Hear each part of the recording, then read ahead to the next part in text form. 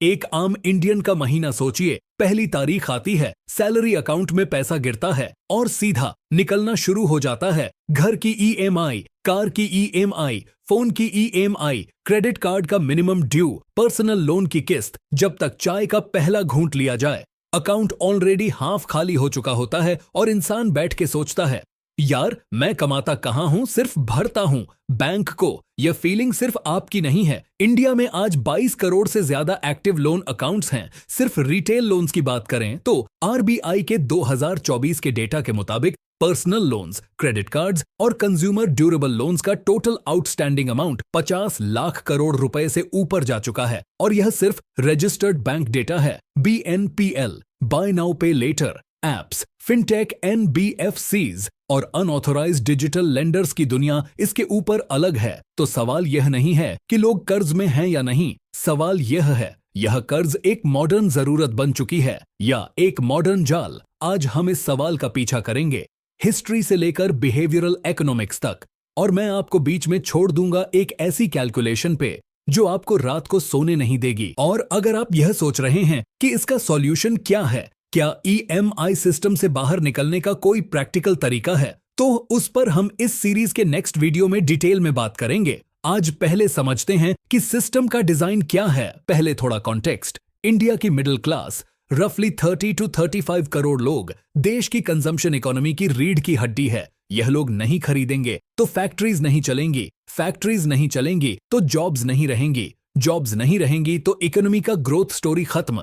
इसलिए सरकार भी चाहती है यह लोग खरीदें, बैंक्स भी चाहते हैं, कंपनीज भी चाहती हैं, और इस डिजायर को, इस कंजम्पशन की भूख को इंस्टीट्यूशनलाइज करने का नाम है ईएमआई कल्चर। लेकिन यह कल्चर आया कहां से? रिवाइंड करें, 1990 के पहले का इंडिया। एक सिंपल रूल था, जो अफोर्ड कर सको वही खरीदो, बाकी चीजें वेट करें। स्कूटर चाहिए, एलआईसी में पैसे डालो, साल भर में आ जाएगी। फ्रिज चाहिए, दादी के जेवर बेचो या रिलेटिव से उधार लो। क्रेडिट कल्चर का एग्जिस्टेंस प्रैक्टिकली जीरो था और बैंक्स भी इंटरेस्टेड नहीं थे रिटेल लेंडिंग में। गवर्नमेंट बैंक्स का पूरा फोकस था एग्रीकल्चरल और इंडस्ट्रियल क्रेडिट पे। फिर 1991 आया, liberalisation, privatisation, globalisation, foreign companies India में घुस आईं, प्रोडक्ट्स की रेंज बढ़ी, एस्पिरेशंस आसमान छूने लगीं, और इसके साथ आया consumer finance, HDFC bank, ICICI. इन्होंने सबसे पहले समझा कि इंडिया का असली बिजनेस रिटेल लेंडिंग में है। 1990 के लेट में car loans, home loans main stream हुए, 2000 के क्रेडिट कार्ड्स, 2010 के स्मार्टफोन रेवोल्यूशन के साथ पर्सनल लोन्स डिजिटाइज हुए, और 2020 के बाद बीएनपीएल और इंस्टेंट डिजिटल क्रेडिट ने बाकी काम किया। आज इंडिया का रिटेल क्रेडिट मार्केट वर्ल्ड के फास्टेस्ट ग्रोइंग मार्केट्स में से एक है। ग्रोथ तो अच्छी बात है, लेकिन ग्रोथ का मॉडल कैसा है, यह देखना जरूरी है। चलिए एक सिंपल कैलकुलेशन करते हैं। मानो आप एक 30 साल के सैलरीड प्रोफेशनल हैं, सैलरी है 60,000 रुपए महीना, perfectly average Indian urban middle class. आपके पास है घर की ईएमआई 18,000 रुपए, कार की ईएमआई 8,500 रुपए, पर्सनल लोन 4,200 रुपए, क्रेडिट कार्ड ड्यू 3,500 रुपए, टोटल कमिटेड आउटगो 34,200 रुपए, सैलरी का 57%, रेंट, ग्रोसरी, बच्चों की फीस, पेट्रोल, इंश्योरेंस। यह सब बाद में। आरबीआई खुद कहती है कि एक हेल्थी हाउसहोल्ड का डेट सर्विस रेशियो, यानी इनकम का कितना हिस्सा लोन रीपेमेंट में जाए। फाइनेंशियल प्लानर्स कहते हैं कि 30 से 35% से ऊपर डेट बर्डन रिस्की जोन में चला जाता है, और यह एक्सेप्शनल केस नहीं है। सीआईबिल की 2023 की कमर्शियल इनसाइट्स रिपोर्ट के मुताबिक इंडिया में एवरेज अर्बन बोरोवर के पास 3.2 एक्टिव क्रेडिट प्रोडक्ट्स सिमल्टेनियसली हैं। मतलब एक आदमी एक साथ 3 जगह से कर्ज चुका रहा है, और फिर भी लोग नया लोन ले रहे हैं। क्यों? यहां एक बहुत इंटरेस्टिंग चीज होती है। ईएमआई एक साइकोलॉजिकल मैजिक ट्रिक है। जब आप एक 80,000 रुपए का फोन देखते हैं, ब्रेन एक बार रुक जाता है, ये एक्सपेंसिव लगता है। लेकिन जब सेल्समैन कहता है सर सिर्फ 3,299 रुपए पर मंथ, ब्रेन रिलैक्स हो जाता है। 3,299 तो मैनेजेबल लगता है। इस चीज को बिहेवियरल इकोनॉमिस्ट्स कहते हैं पेन ऑफ पेइंग रिडक्शन। जब पेमेंट फ्यूचर में टाल दी जाए तो आज की खरीदारी कंफर्टेबल लगती है, और कंपनीज यह जानती हैं। इसलिए आज हर प्रोडक्ट पे, चाहे वॉशिंग मशीन हो, ग्लासेस हो या gym membership, EMI option ready मिलता है, जीरो कॉस्ट ईएमआई के नाम पे भी। लेकिन zero cost EMI zero cost होती है क्या? नहीं। Processing fees, GST on interest, insurance bundling, यह सब मिलके एक टिपिकल जीरो कॉस्ट ईएमआई का इफेक्टिव इंटरेस्ट रेट 15 से 24% पर एनम के बीच होता है। यह एसईबीआई और आरबीआई के कंज्यूमर एजुकेशन डॉक्यूमेंट्स में क्लियरली मेंशन है, लेकिन कोई नहीं पढ़ता क्योंकि फॉन्ट साइज 6 में लिखा होता है।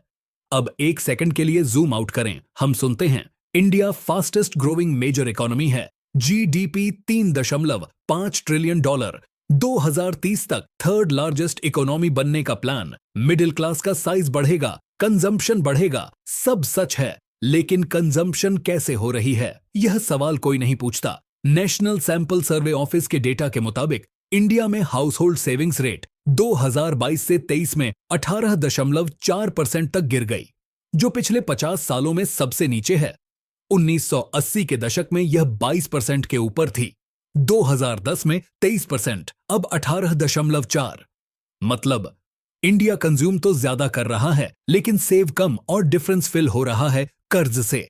यहां एक और लेयर है जो हम मिस करते हैं। जब आप ईएमआई ले रहे होते हैं तो सिर्फ आप और बैंक के बीच ट्रांजैक्शन नहीं होती, एक पूरी इंडस्ट्री आपकी जरूरत पे चल रही होती है। बैंक्स लोन देते हैं, क्रेडिट ब्यूरोज डेटा बेचते हैं, इंश्योरेंस कंपनीज लोन के साथ बंडल्ड प्रोडक्ट्स पुश करती हैं, fintech apps new to credit users को ऑनबोर्ड करती हैं, एनबीएफसी ये लोन सिक्योरिटाइज करके बॉन्ड मार्केट में बेचती हैं, म्यूचुअल फंड इन्वेस्टर्स इनका पैसा लगाते हैं।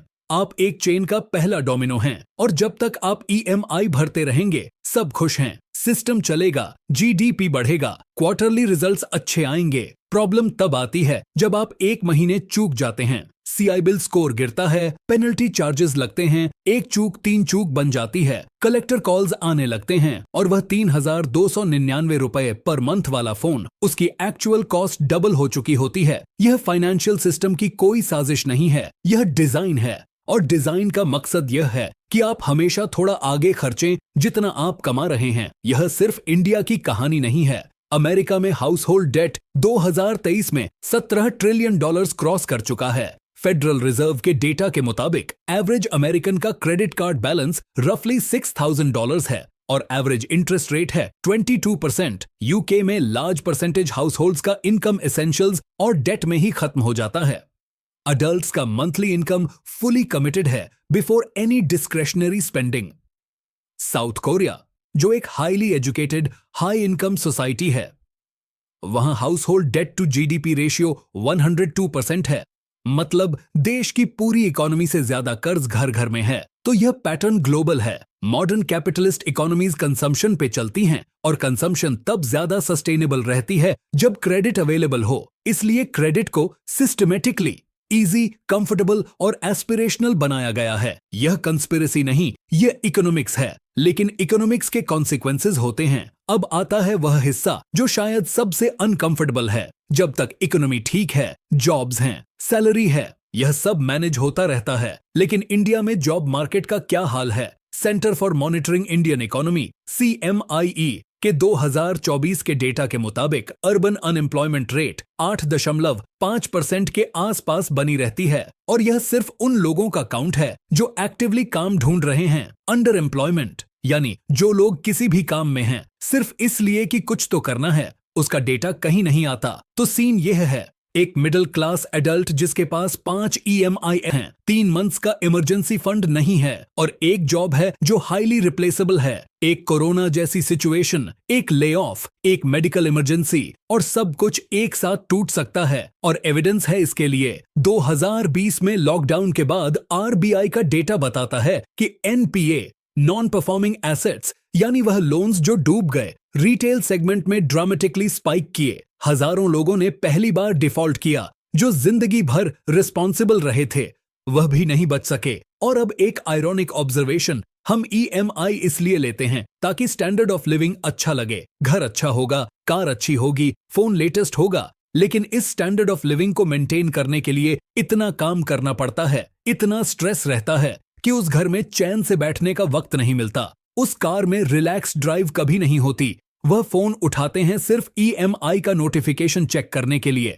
हम वह चीजें अफोर्ड करने के लिए जिंदगी स्पेंड कर रहे हैं जो जिंदगी को एंजॉयबल बनाने के लिए खरीद रहे थे। इसका एक फैंसी नाम है द हीडनिक ट्रेडमिल। आप दौड़ रहे हो, स्पीड बढ़ा रहे हो और ट्रेडमिल भी स्पीड बढ़ा रही है। डेस्टिनेशन कोई नहीं, तो क्या ईएमआई लेना गलत है? नहीं, बिल्कुल नहीं। Home loan without EMI luxury class के लिए रिजर्व्ड रहेगा। एजुकेशन लोन ने lakhs of first generation professionals को एग्जिस्ट करने दिया। क्रेडिट ने बिजनेसेस खड़े किए। कंज्यूमर क्रेडिट ने एक पूरी इकोनॉमी चलाई। लेकिन प्रॉब्लम तब स्टार्ट होती है जब क्रेडिट नीड से शिफ्ट होकर आइडेंटिटी बन जाता है। जब मैं अफोर्ड कर सकता हूं क्योंकि ईएमआई ले सकता हूं।